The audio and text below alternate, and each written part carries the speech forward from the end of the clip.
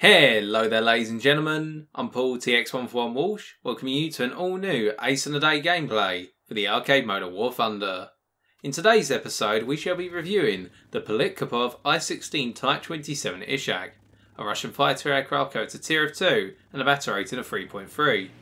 To provide you with a historical overview of not only the Type 27 variant of the I-16 but the cannon armed variants of the I-16 in general, we begin thus.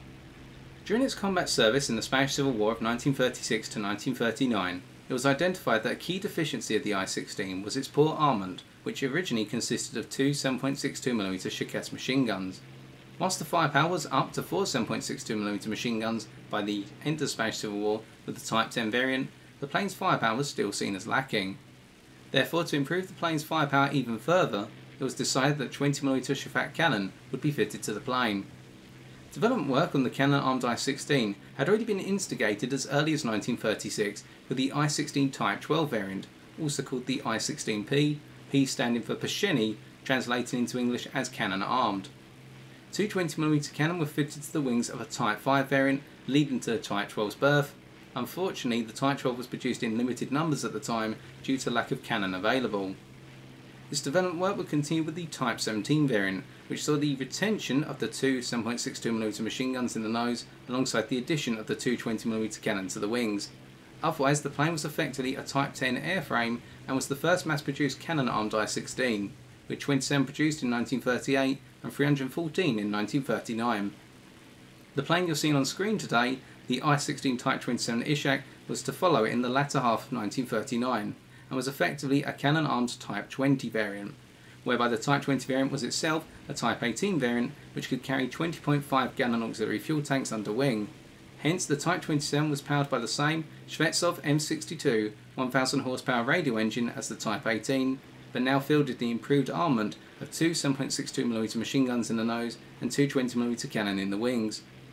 With a total of 59 Type 27s built in 1939, the Type 28 variant quickly followed in 1940.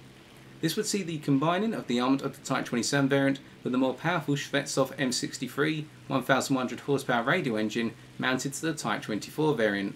A combined total of 277 Type 27s and Type 28s were produced in 1940, these two variants forming the definitive cannon-armed variants of the I-16. First seen in service in the battles of Kharkov Gol from May to September of 1939, the cannon-armed I-16s proved extremely popular with their Soviet pilots, as the I-16 had become one of the most powerful fighters in terms of armament at the time. However, this increase in mass of the plane due to the cannon armament also led to a number of downsides being conferred to the plane. These included, but were not limited to, an increase in the 360-degree turn time from 15 seconds on the Type 5 variant to 18 seconds by the Type 28 variant, the movement of the plane's centre of mass towards the rear of the aircraft, which meant that the pilot had to continuously push down on the stick in order to keep the plane level, and instability when firing due to the increased recoil of the firepower available to the aircraft, this in turn making it difficult for the pilot to aim at a moving target. With the I-16 in general being outclassed by its German contemporaries by the time of Operation Barbarossa in 1941, the cannon-armed I-16s would see continued life throughout the early stages of Operation Barbarossa, i.e. the German invasion of Russia, all the way up to 1942 as ground attack aircraft, while sufficient numbers of IL-2 ground attack aircraft were being deployed. As a result, with our historical overview concluded, let us take a look at how the I-16 Type 27 handles in the skies of War Thunder Arcade. Today's gameplay is brought to you from the ground strike map Mediterranean Island. For this we'll be using the following setup. Stealth belts for both types of armament, the reasoning being twofold here. Firstly, the stealth belts in general are rather powerful, the machine gun stealth belts having a high chance of setting foes on fire, and the cannon stealth belts being good at doing overall damage to our opponent's fuselages. We also have to consider the lack of tracer attributed to the rounds within these belts means that when we sneak up onto the six of our foe, if they haven't been alerted to our presence, and we open fire and we miss, they'll be none the wiser to our presence due to the lack of tracer whizzing past their cockpit, and we'll be using the lack of tracer in order to try and convince our foes that we're reloading, or alternatively to confuse them as to where we are relative to their six in the skies as we go into a turn fight or pursue them in a dive. As for our gun convergence, we have it set to 400 meters, this being for the primary purpose of turn fighting. To explain, due to the slow nature of this plane compared to the faster nature of our battle rating contemporaries, we will typically find that when we get guns on our opponent, they'll be at a distance of 350 to 450 meters away from us, so 400 metre gun convergence will work well in this regard. And finally, coming onto our fuel load, we're taking the standard 30-minute fuel load to ensure we can make it to the end of the game, unscathed on fuel capacity. We begin then by noting that the Type 27's climb rate is rather poor by comparison with a good amount of its competition, but it is extremely consistent and will enable you to ascend to approximately 4,000 metres altitude, or in the case of what we've seen here, 3,500 metres altitude, before we've levelled out to go head to head with our first set of opposition. In this case, the P-47 Thunderbolts off to our left hand side. But note, as we make our way towards the opposition, we take a long time to get involved in the dogfight, and that just goes to highlight the slow nature of the I-16 Type 27, which is only exacerbated further as we now pursue in the dive, whereby our battle rate and tier, we have one of the worst dive speed accelerations of the planes available in the fighter category, and our top dive speed of 808 km an hour only compounds this, whereby the only reason we're keeping up with this Thunderbolt at this point is because they're turning to engage our friendly Spitfire and then turning underneath us to try and dodge our incoming fire. If they'd broken away directly, they may have taken some more hits, but they would have started to pull away rather rapidly as we set them on fire. We dodged the incoming fire from their teammates at this point, split testing underneath, making sure to make it a very tight angle for them to open fire on before trying to come around on them. But as we do, we hear the other Thunderbolt coming in and we cut underneath their incoming bars. Split testing around at this point, we latch onto the 6 of the Thunderbolt we originally set on fire and fish them off dead on our Convergence for our first kill, before breaking away. Now note, I'm very scared in this plane of getting hit, and the reason for that is this is a very fragile aircraft. It has a high chance of being set on fire with the fuel tank being located in the central fuselage, right between the pilot and the engine from what I recall, and on top of that one must consider that the airframe of this plane is not going to take hits very well at all, whereby even the lightest caliber machine guns will do considerable damage to this aircraft in a 1 to 2 second burst. And from a scratch shot of a 12.7mm machine gun from that B-25 at a kilometer's distance, we've already got a brown tail. That goes to emphasise the point even further. So you really do need to avoid getting hit. And just to wrap things up, with your exposed cockpit, because you don't have a fully covered cockpit, no armoured glass either, if you do get shot from the cockpit, pilot knockouts are going to be quite common, even with a high vitality rating on your crew. Therefore, avoiding getting hit and being avoidant of the fact that you don't want to get lured into the multiple versus 1 engagements in the low altitude furballs, which we'll be avoiding wherever possible in this matchup, will be able to increase our survivability tenfold, but at the same time rack up the kills over time. We're going to be making the most of the low altitude manoeuvrability of the I-16 Type 27 for a short period of time here,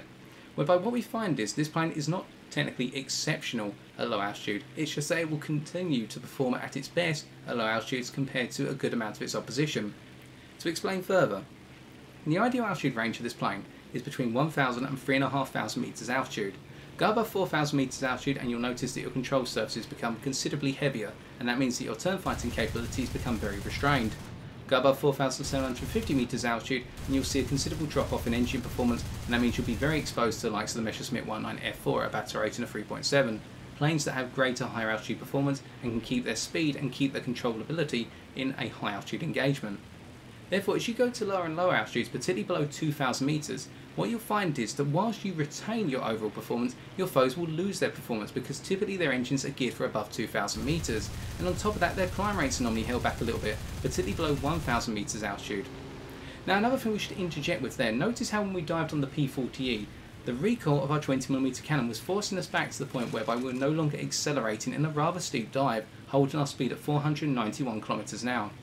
The recoil effects of your 20mm cannon are rather prominent, and below 225 km an hour you will see this plane shake from side to side, meaning that when you're going to intercept a bomber from below or you're climbing up towards it, you should only open fire when you feel you can get the kill shot. If you open fire before that, you may find yourself being pushed towards your stall speed of 130 km an hour a lot faster than you originally anticipated. But coming back to the low altitude consideration, by going below 2,000 metres altitude, we will find that the majority of our opposition will be prone to performing in a worse position compared to our own plane, meaning that we will have the advantage, we will inherit it through the altitude positioning. Therefore, will be the greater threat in the turn fight, even against the likes of the superior turning plane, such as the A6M2. There's a very limited number of planes that are going to be able to turn you, that being one of them, but there's a very small margin in the turn fight, whereby your turn circle is only a tiny bit behind the likes of the Zero, and therefore it's going to be a very close cut engagement because you have the superior roll rate and the roughly equal rudder potential. Bringing in landing flaps into the equation, what you'll find is that you'll be able to turn with a Zero with your landing flaps engaged for a short while, unless they start to bring in their own landing flaps or combat flaps. So it's with that we should come on to the usage of landing flaps and why I would be hesitant to use them. The thing about the landing flaps on this plane is they will bleed out a huge chunk of your overall kinetic energy in the turn fight, meaning that your horizontal energy retention, which is very strong in a standard turn fight, goes to shreds when you start to use your landing flaps to bleed a huge chunk of your speed out, and you'll find yourself pushed towards your stall speed rather rapidly if you use your landing flaps for an extended period of time. And this will mean that planes such as the P-36G, which normally wouldn't be able to turn fight with you, will start to be able to match you in the turn fight because you're bleeding out all of your energy by the usage of your landing flaps. So you want to use them to gain the advantage through the first turn, or perhaps the second turn as well if you've got your speed still above 275 km an hour. Otherwise, avoid using them for long durations and only bring them in where absolutely necessary. You can turn very well without the need to engage your flaps in this plane. Diving down the PBJ at this point, what we're going to note here is that when we do go after enemy bombers in a boom and zoom pass, diving down the PBJ rather slowly, we attack from the best position possible to maximise our damage output but minimise the return fire. Coming back onto the point of durability earlier, but also demonstrating how powerful your armament is even against more durable opposition. Setting the right hand wing of the PBJ on fire and causing them to burn to death for our 6th kill, before now breaking away. Vertical energy retention in this plane is one of the more interesting points, whereby your short distance boom and zoom capacity is actually not too bad, when you consider that you can dive 1,500 metres altitude into a dive such as depicted against the PBJ there, and then climb back up at a 30-degree climb angle, and you'll be able to regain the altitude you've lost and come back to that altitude point at roughly the same speed you started at in your dive. Meaning that you can do short distance boom and zoom rather well, but your foe needs to be on a path where they're not anticipating your arrival. And that's why the stealth belts work out very well, because your opponents are going to think that you're the last thing they'll expect, an I-16 Type 27 diving down in boom and zoom passes. Surely that's something relegated to the likes of the P-47 Thunderbolt or the Focke 190A1 at a batter rating of 3.7. But instead, taking them by surprise, you can rip them apart over the long haul. Just avoid the incoming fire in return. And we'll see the reverse of that very shortly when we go after a P-61. In the meantime then, using our consistent climb rate to gain a little bit of altitude, we're now starting to migrate into the higher altitude regions of the sky. And this is where we try to come into those 1 versus 1 turn fights, looking up at the Yakovlev Yak-7 to make sure they're not diving down on us. It looks as though they're going head to head with our friendly Dornier 217J, who rips them apart, but unfortunately also gets killed in the process, and we're waiting for the next aggressor. As we climb, let's talk about the control surfaces in their ideal speed range, of which is 250 to 375 km an hour. Your best control surface is your roll rate or your ailerons, whereby you've got the most powerful roll rate at your batter rating tier by a huge margin. You'll be able to outroll everything you face, the only exception being the I-153P, i.e. the premium Russian biplane with a 20mm cannon in the nose. As for your rudder, which is almost as good as your roll rate, what you'll find is that your rudder enables you to perform some absolutely brilliant flat turns, and this means that you can very quickly cut around on foes in a hammerhead, and as we're seeing here by the usage of our rudder and elevator combined, we're able to come over the top via a set of scissors against the C202EC and line them up for the kill shot in one cut, ripping them apart for another kill, our 7th of the game. The weakest control surface by a considerable margin is your elevator, whereby it's rather heavy thanks to the increased mass of the 20mm cannon and the repositioning of the centre of mass of this aircraft. It being towards the back, what you'll find is that to engage in a loop, this will take a considerable amount of time, and the only reason you'd want to use your landing flaps is to essentially cause your loop circle to become smaller. Effectively, you will be looping at a slower rate, but because you're cutting your speed with your landing flaps, you will find that against a good number of foes, they will overextend their loop, meaning that whilst they can loop faster than you, you'll always be within a loop circle within their loop circle, if that makes sense. And we're going to see it against this Spitfire Mark 5B Trop now, whereby as they go into the loop, we haven't used our landing flaps yet, and in fact we don't actually need to use the landing flaps to do so. What we can see is the slow nature of our elevator as we now engage our landing flaps for a brief period to cut around to them. Dropping our speed means that we can always loop inside the opposition, apart from the likes once again of the A6M2. In turn, this means that we can stay on the 6 of our foes who try to shake us in the loop and gradually annoy them to the point where we pick up the kill, our 8th of the game. Now when you go to higher speeds, the lockup thresholds of this plane are not too punishing. But before we do that, here's the P61 we were talking about earlier, and note how as soon as the quad 12.7mm machine gun turret on top of the plane opens fire, we break off as soon as possible. We do not want to get hit. Put some scratch shots in, perhaps that will help get an assist, or help one of our teammates bring the plane down, but we cannot afford to be on the 6 of that plane for too long. We'll get cut apart. So at higher speeds, the lockup thresholds are not punishing on this aircraft. Let's explain. Your roll rate first. Between 400 and 700 km an hour, you will lose 80% of your roll rate, but the majority of this actually comes in at 550 km an hour plus, meaning that until you get to 550 km an hour, you retain your roll rate rather well, and that has enabled us multiple times in the course of this game to be able to drop down on foes or pursue them in a dive at high speed and get a clear shot on target. The most noticeable one perhaps being the Typhoon Mark 1A that we killed at the halfway point, whereby it was a very close angle, but our roll rate being retained meant that we could achieve that. The rudder, meanwhile, has a lock-up threshold whereby between 500 and 575 km an hour you will lose 50% of your rudder performance. This doesn't mean you lose the precision of aim in a dive, as we're seeing here against the Junkers 88C. In turn, this means again you can be accurate in a boom and zoom pass or when you're going after a far high speed, and we've seen that time and time again in the gameplay. The only downside is with the elevator, whereby between 700 and 775 km an hour your elevator's performance will drop by a further 50%. Compared to the heavy nature of it already, I mean that pulling out of an extremely high speed dive can become difficult and really throw this plane around. You'll lose a considerable amount of control of it until you've gone level once again and cut your speed. You never want to end up going towards your dive speed maximum of 808 km an hour as referenced earlier, because otherwise you'll find that actually you're at the exposure of your elevator to be able to shake off a foe. And whilst you can loop well once you've got the elevator going, it does feel as though you've lost control of the plane for a brief period of time in doing the loop. Now at this point we have a number of foes who come chasing after us, starting with the I-16, and we're going to cut underneath them here, using our roll rate in order to shake off their incoming fire and cause them to overshoot the target. And as we come around here, we decide rather than follow them through in the first cut, we'll break off instead because we noticed a P-47 Thunderbolt was also coming after us and an I-16. The Thunderbolt, if it hits us even once with a 1 second burst of its 8 12.7mm machine guns, will rip us to pieces. We're using our superior manoeuvrability once again to throw them off as we pick up the assist on the Yak-7. As they break up at this point, we latch onto their 6 slowly, waiting for them to forget that we were on their 6, whereby they probably didn't think we were actually going to come around and latch onto them, and it's enabled us to pick up another kill. Looking behind once again, we notice that the only thing that's in our close proximity is an I-16, who seems to be caught up in an engagement of our lag-free, so we're safe and sound for the time being. As we move along, what about stall speed and stall recovery? Well, your stall speed is 130 km an hour, which is very nice, but one downside is your stall recovery, which is rather poor. Your stall recovery takes a long period of time. This plane seems to struggle to get its nose down because the nose wants to pitch up in the first place. And if you want evidence of that, go into a test flight and go into nose cam view, whereby you'll see that the elevator actually starts to pitch up as the Yak-1 there crashes into the ground. And this is at a decent speed of 250 km an hour, may I add. Therefore, when you're trying to recover from your stall, you'll need to get up to 175 km an hour, which takes a decent period of time before you'll be able to fly at your maximum capabilities. As for acceleration, straight line acceleration is rather poor once more. You'll take some time getting up to 375 km an hour, and with more emergency power you can increase this threshold to 435 km an hour. But with your ideal speed engagement range being between 250 to 375 km an hour, you will get within your ideal speed range at a decent rate, and it means you're not going to be too overexposed to your opposition. Just avoid using the landing flaps to make sure you can keep your speed up when needs be in an engagement. You're not going to be able to outrun your foes, but you can stay competitive throughout multiple engagements as we try to climb to get a little bit more altitude over the opposition here, waiting for the next influx of enemy fighters and bombers.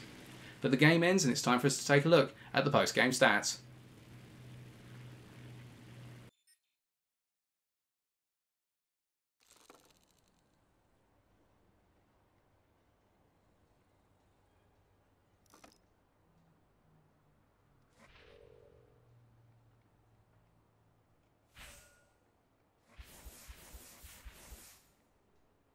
With our 10 kills and 2 assists, we're able to pick up 27,556 Silver Lions and 2,790 research points. To defeat the I-16 Type 27 in a given matchup then, unless you are flying a superior if not equal turn fighter, of which there are not too many at the battle rating, these extending to the likes of the A6M2 Mod 11, your overall approach will be one of frustration for the Type 27 pilot, whereby typically at the battle rating you'll have a plane which has the superior climb rate, if not the combination of superior climb rate, superior straight line acceleration and superior top speed, at which point you'll be able to get above the Type 27 in the first instance, being able to swoop down on them from 4,000 metres altitude or higher via boom and zoom passes, knocking them out the sky gradually due to their poor performance with increasing altitude. Alternatively, if you're flying in a straight line away from the Type 27, you'll be able to pull out a distance of 1.5 kilometres if not more before coming around for a head-to-head. Whereby if you've got nose-mounted 20mm cannon armament, such as on the likes of the Yak-9 or the Messerschmitt 19F4, you're going to have a field day because you have the greater range compared to this plane. And on top of that, the Type 27 pilot cannot rely on a snap roll to dodge the incoming fire, because the extreme roll rate of this plane means that when it tries to snap roll on just the roll rate and the elevator, this plane stays in relatively the same position in the sky. They will need to bring in their rudder, and even that doesn't cause their snap roll to become too exacerbated, meaning they're actually quite a clean shot in a head-on pass. If one of these ends up on your 6th, you've got two options. If you've got the vertical space to do so, dive away in as steep an angle as possible to gain distance rather rapidly. Alternatively, if you haven't got the dive space, try and force a spiral climb, at which point if the Type 27 pilot has their landing flaps deployed, they will find themselves stalling out a little bit faster than anticipated, and that will give you the time to break away. Alternatively, come around via a hammerhead to take them out of the sky. But by avoiding such circumstances in our own Type 27 today, hopefully we've demonstrated that this little fighter is far from redundant at its battle rate and tier, whereby it packs an absolutely lethal punch and is a very strong turn fighter, and as a result you'll be forced into situations whereby you need to close the distance to your foes to be able to take them on. Alternatively, your foes will go after you and you'll need to reverse the engagements, whereby they'll technically have the initiative at first due to your weaker climb rate and weaker top speed and weaker straight line acceleration, but in reversing the engagement for your superior manoeuvrability, you can quickly turn the tables and rip your foe to pieces. Therefore, in this plane, it's going to be risky business, and if anything, unlike the majority of its battle rate in competition, this is the one little fighter in which living on the edge is going to be key. And so I've been TX141, and if you have enjoyed this video, why not leave a like, comment or subscribe for future War Thunder videos on my channel. But until next time, ladies and gentlemen, as always, take care, and good luck in the skies.